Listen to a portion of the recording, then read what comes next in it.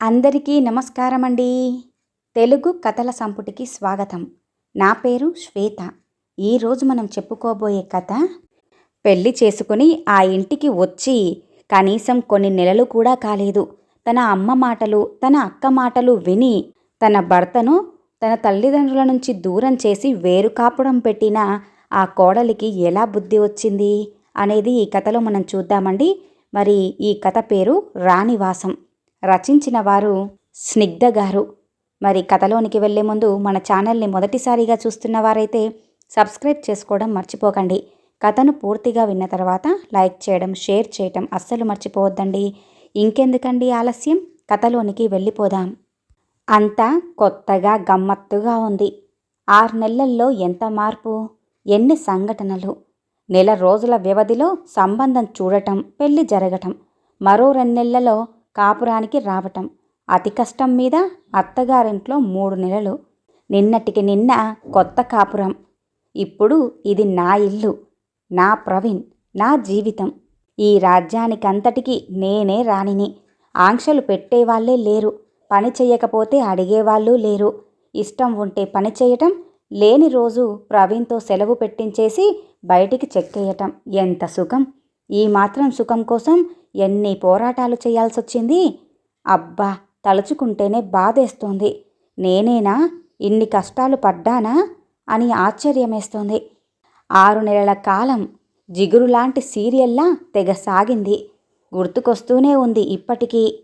అమ్మా మణిచందన, ఇది మన ఇల్లు. స్వేచ్ఛగా సంతోషంగా ఉండు తల్లి. మా వాణ్ణి జాగ్రత్తగా చూసుకో. కొత్త కదా, తొందరలోనే నిన్ను మేము నిన్ను అర్థం చేసుకోవటానికి ప్రయత్నిద్దాం. ఇంతకీ నీకు వంట వచ్చు కదూ అంటూ పెళ్ళైన మర్నాడు దగ్గర కూర్చోబెట్టుకొని అడిగింది అత్తగారు. అదే ప్రవీణ్ తల్లి. వంట నాకు రాదత్తయ్యా. వసంతక్క చెప్పినట్లుగానే చెప్పేశాను అత్తయ్యకి. వచ్చు అని చెబితే ఉద్యోగస్తురాలైన అత్తగారు ఇంటి పనంతా నీ నెత్తిన్నే రుద్దుతారే, రాదని చెప్పేసేయి అంది వసంతక్క. అందుకే అలా చెప్పేశాను. ఏం పర్లేదమ్మా, మీ చదువులు, కంప్యూటర్ క్లాసులు, ఈ గోలలతో పని నేర్చుకునే వ్యవధి మీకెక్కడుంటుంది? మీ ఆడబిడ్డకు కూడా ఇదే సమస్య. ఎటొచ్చి నేనే పనిగట్టుకుని దగ్గరుండి మరి నేర్పించాను.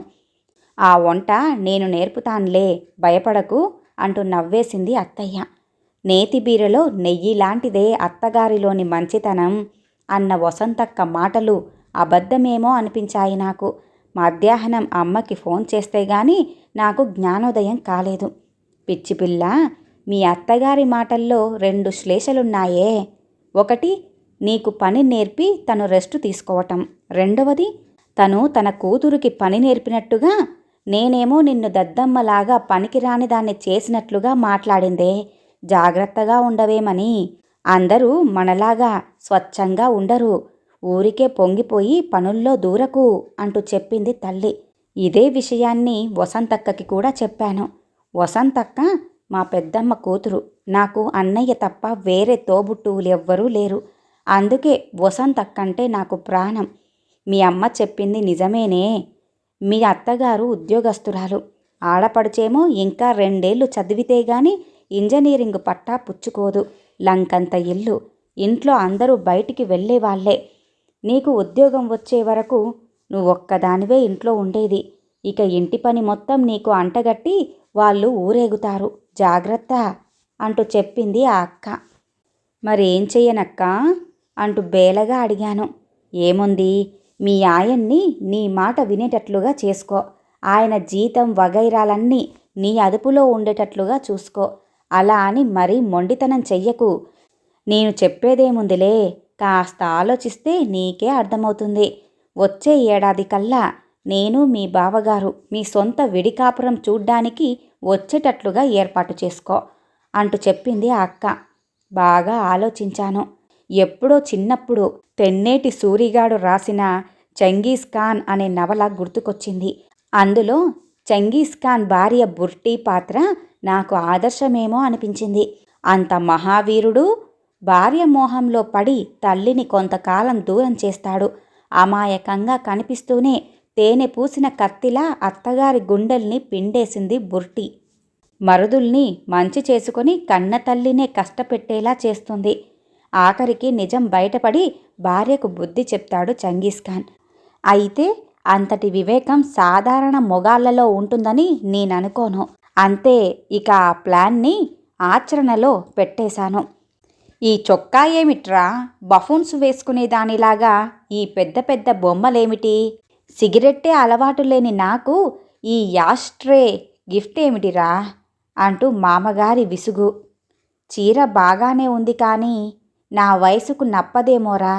మరీ ఇంత పలచని జార్జెట్టువి నేనెప్పుడో మానేశాను.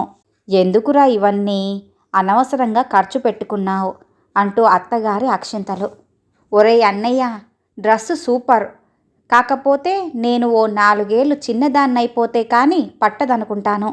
ఇదిగో వదిన, ఎలాగూ ఎక్కించాను గాని ఒంటి మీద నుంచి మరి ఊడి రావట్లేదిది, కాస్త హెల్ప్ చేయవు అంటూ కొత్త డ్రస్సు తొడుక్కొని గదిలో నుంచి ఆడపడుచు ప్రణీత పిలుపులో వెక్కిరింత. ఇవన్నీ నేను వీళ్ల కోసం ప్రవీణ్ వారిస్తున్నా వినకుండా కొన్న బట్టలు. ఈ సూటిపోటి మాటలకి నా కళ్ళల్లో గిర్రున నీళ్లు తిరిగాయి. గదిలోకొచ్చి ఏడుపు మొదలెట్టాను. ప్రవీణ్ నాతో పాటే వచ్చి చాలాసేపు బతిమిలాడాడు. తర్వాత వాళ్ళ అమ్మగారితో అంటున్న మాటలు వినిపించి నాకు నేనే కంగ్రాట్స్ చెప్పుకున్నాను. ఏంటమ్మా, తను ఎంతో కష్టపడి ఎంపిక చేసింది మీకోసమే. హనీమూన్లో కూడా మీ గురించే ఆలోచించింది. మీరేమో ఇలా మాట్లాడి తనను కష్టపెట్టారు అంటూ. ప్రవీణ్ మాటలకి వాళ్ళు నిజంగానే నేను ఏడుస్తున్నాననుకొని నన్ను అనునయించి వెళ్ళటం, నేను ముభావంగా ఉండటం జరిగిపోయింది. ఇక అప్పట్నుంచి ఆపరేషన్ ఫర్ సెపరేట్ అంటూ చర్యలు మొదలుపెట్టాను. 8ంటికి నిద్రలేచి నేరుగా వంటింట్లోకి సహాయానికి వెళ్తే అత్తయ్య గారు పాచిముఖంతో వంటగదిలో ఎందుకమ్మా, నేను స్నానం చేసి వంట చేస్తాను కదా, నాకు ఇలా వస్తే నచ్చదు అనేది. ఆవిడే అందరికీ లంచ్ ప్యాక్ చేసి రెడీ చేసేది. తల్లికి వంటగదిలో కొద్దో గొప్పో సాయం చేసే ప్రణీత మాత్రం ఓసారి, వదినా నువ్వెంత లక్కీనో తెలుసా, అనుకున్న అతిథి అని అనేయొచ్చు నిన్ను. అత్తగారేమో కుక్ కమ్ సర్వెంట్, పర్మనెంట్ హెల్పర్గా ఆడపడచ్చు, బాగుంది కదా అంటూ అంది ప్రణీత. ప్రణీతని బాగా కోప్పడింది అత్తయ్య ఆమె మాటలు విని. ప్రణీత మాటలకు నేను బాధపడితే ప్రవీణ్ తన చెల్లెలితో నాకు సారీ చెప్పించాడు. అయితే నన్ను కూడా పని నేర్చుకోమని పురమాయించాడు కూడా. అప్పటినుంచి తప్పదురా బాబు అనుకొని రాత్రి వంట నేను చేస్తానని పూనుకున్నాను. అమ్మకి ఫోన్ చేసి అడిగితే తగిన సలహాలు ఇచ్చేది. అమ్మ తెలివితేటలు చాలా గొప్పవి. ఇంటికి పెద్ద కోడలైనా నానమ్మని బాబాయ్ వాళ్ళింట్లోనే ఉంచేటట్లుగా పెళ్ళైన కొత్తల్లోనే తగిన జాగ్రత్తలు తీసుకుందట. నాయనమ్మ వచ్చినప్పుడల్లా తలనొప్పో ఇంకే నొప్పైనా అని చెప్పేసి పడుకునేదట. ఆవిడ ఉన్నన్నాళ్ళు పని మనిషిని రావద్దని చెప్పడం చేసేదట. అసలే కీళ్ళ నొప్పులతో బాధపడే నానమ్మ 4వ రోజు కల్లా జెండా ఎత్తేసేదట. ఇక నా తెలివి దగ్గరికొస్తే రాత్రిపూట చపాతీకి గోధుమ పిండిని దోశల పిండిలా కలిపాను ఓ రోజున. బియ్యంలో నీళ్ళే పొయ్యకుండా కుక్కర్లో పెట్టి కుక్కర్ మొత్తం మార్చేశాను ఇంకో రోజున. చింతపండు రసం తీయమంటే రసం పారబోసి ఉత్తి పిప్పిని మాత్రమే మిగిల్చి చారు చేశాను ఓ రోజున. ఉప్పు కారం లేని కూరలు మరోసారి. అదేంటి అంటే ఉప్పు కారము విపరీతంగా వేసి ఇంకోసారి నా పాకశాస్త్ర ప్రావీణ్యాన్ని చూపించాను. నా దెబ్బకి అదిరిపోయిన అత్తయ్యగారు నన్ను హాయిగా రెస్ట్ తీసుకోమని చెప్పి తనే చేసుకునేది. ఇంటి పనులు కూడా ఒక పద్ధతి ప్రకారం పాడు చేయటంతో విసుగేసి ఆవిడ మామగారు కూడా ఓ మాట అనటం, నేను గదిలో కూర్చొని ఏడవటం, ప్రవీణ్ సముదాయించటం మామూలైపోయింది. నా వల్ల కాదు ఈ సాధింపులు సతాయింపులు, నా వల్ల కాదు. ఎంత ఓర్చుకున్నా మీ చెల్లెలు అమ్మ ఏదో ఒకటి అంటూనే ఉంటారు. నన్ను అంటరాని దానిలాగా చూస్తున్నారు. అన్నింటికీ వంకలు పెడుతున్నారు.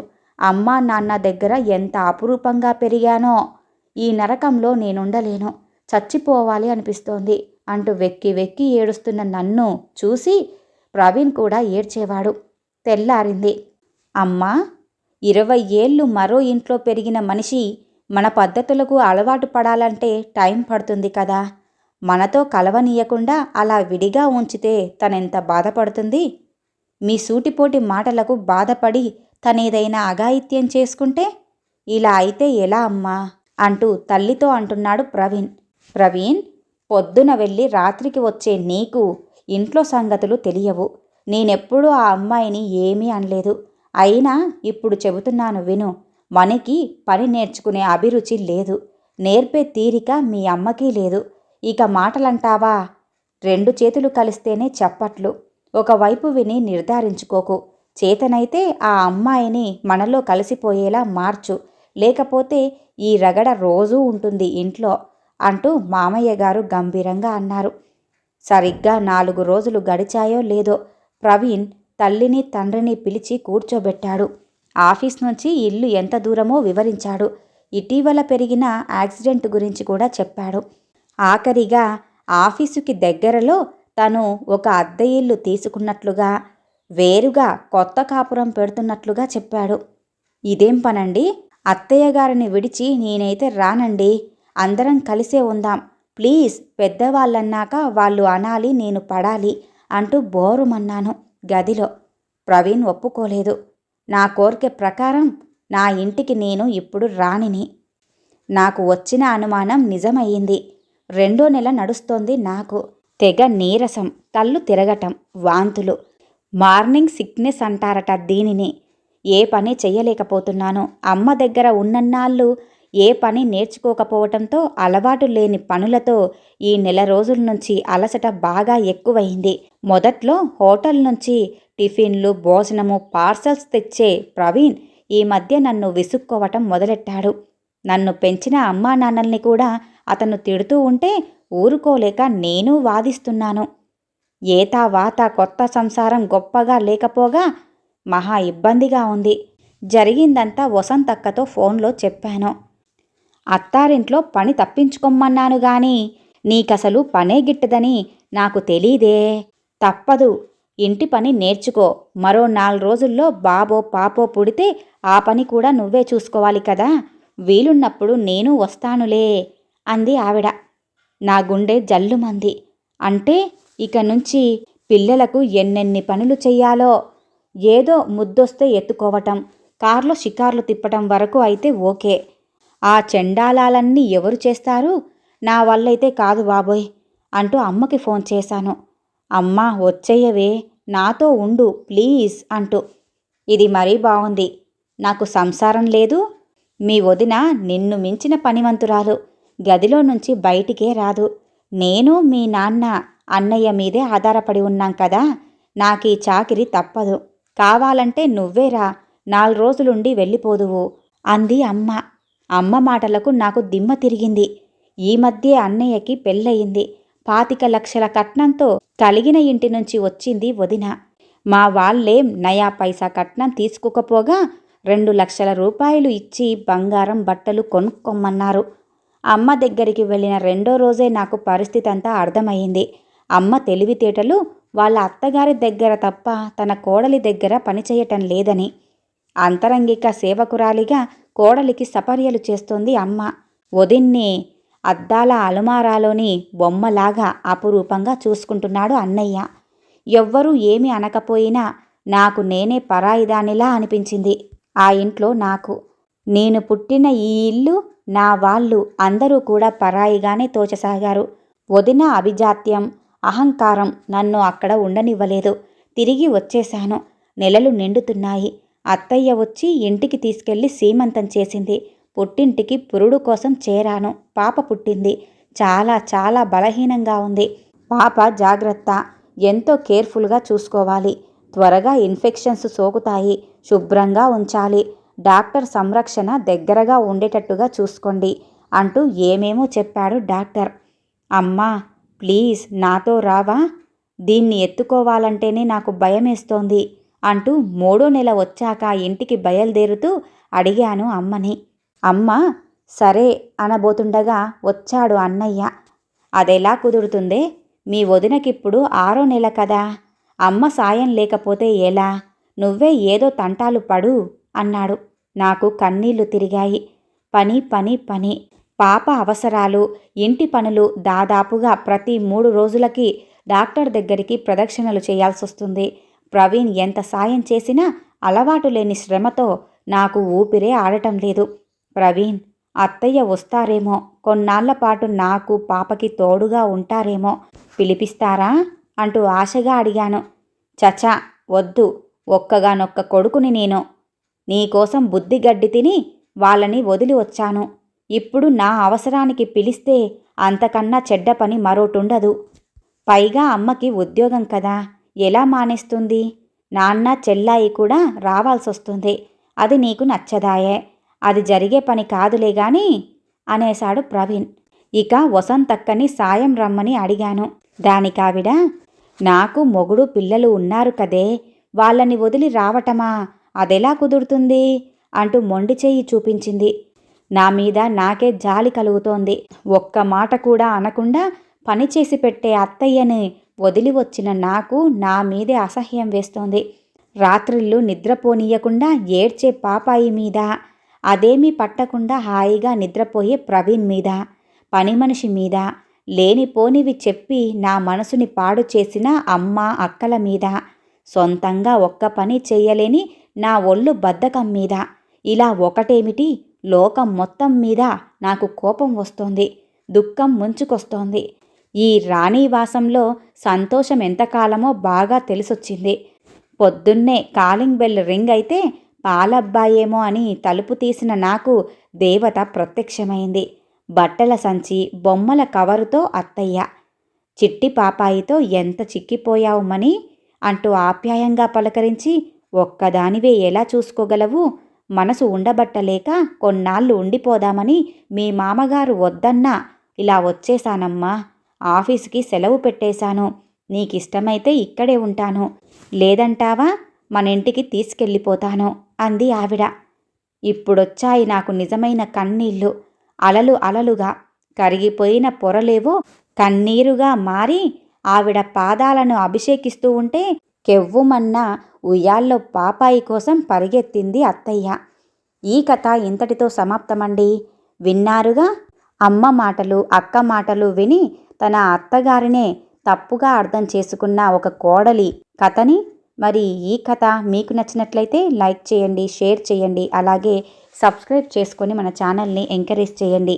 మీ యొక్క విలువైన అభిప్రాయాన్ని కూడా కామెంట్ రూపంలో తెలియజేయండి. ఇంత మంచి కథను మనకు అందజేసిన స్నిగ్ధ గారికి ధన్యవాదాలు తెలియజేసుకుంటున్నానండి. మరొక మంచి కథతో మళ్ళీ కలుద్దామండి. నమస్కారం.